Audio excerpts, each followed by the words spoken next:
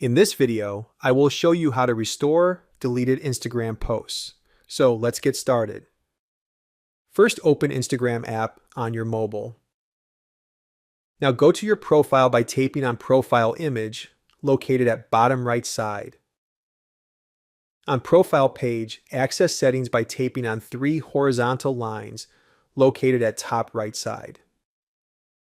Under How You Use Instagram section, tap on your activity. Now, under Removed and Archived Content section, tap on Recently Deleted option. Here you will find all the posts that you had deleted in last 30 days. Just tap on the post that you would like to restore. Next, tap on three dots located at top right side. Here, tap on Restore option.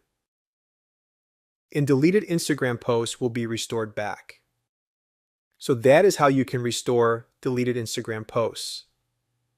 If you find this video helpful, then like the video, share with your friends, and subscribe to my channel. Thanks for watching, and I will see you in the next video.